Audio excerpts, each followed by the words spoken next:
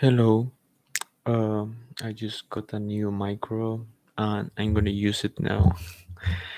So this video is gonna be about how to apply to American universities, at least from my experience. So the first thing that, this is my experience and I applied to American universities, but it's for graduate studies. I guess you can interpolate this knowledge to undergraduate somehow. So my experience was that I wanted to do some research about artificial intelligence. Then my first step was to ask my undergrad professors what I can do to apply. So first step for me was to work on research for some time. I have been working like 1 year of working on research, but it's not needed. I mean, you can apply directly if you want, but that's what the professor said, that I should have some research experience before applying. And yeah, so I was doing some research, I was learning some skills, some research skills, and after that, uh, I applied to the universities. I needed 2 or 3 letters of recommendation. So it's either 2 or 3. Then I also needed a motivation letter and then some papers that I had to translate from Spanish to English and to send to the university. I needed also the TOEFL exam. I think it's the most common exam to apply, the TOEFL exam. And then yeah, I also needed a GRE exam.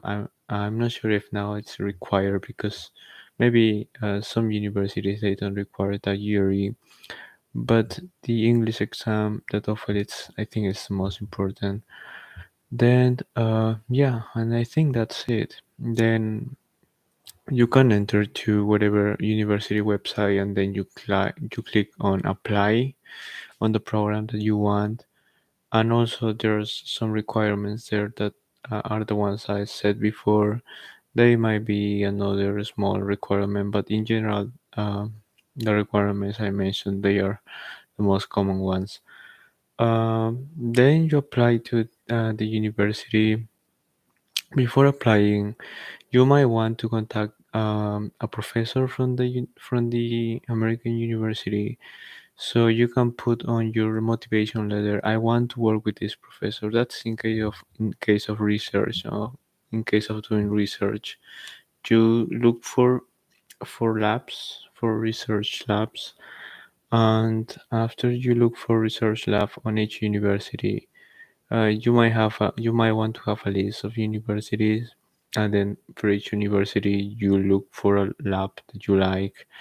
Then you find the email of the professor, and then you email him or her, and you are going to get an answer. Maybe he's going to say, we might want to talk in a virtual meeting to see what are your interests and what are mine. Even though you in the email that you sent to the professor you already mentioned that, but having an interview, it's going to be better because you might know the professor. Maybe you like him, he likes you, and everything's gonna work fine. um, After the meeting he would say, okay, yeah, let's you're a good candidate, I like you, so uh, he's gonna say, okay, you can apply. I mean, you can apply without his permission, but if you have like us, if you talk with him or her and you had a good interview, so I think you can put his name on your motivation letter, like saying, yeah, I have talked with this professor, and I'm interested in on working with him.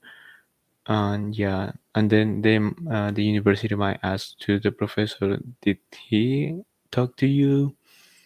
Maybe the professor is going to say yes, so it's like one more point for your application, because it's going to be easier if the university knows why do you want to study. Um, yeah, after that, after having all of that, then you apply directly and you submit your recommendation letter, your scores, and everything else. Mostly, universities application are open on December, I think, for the US. November, December, January. I think those are the 3 months that are more. There are more applications opened.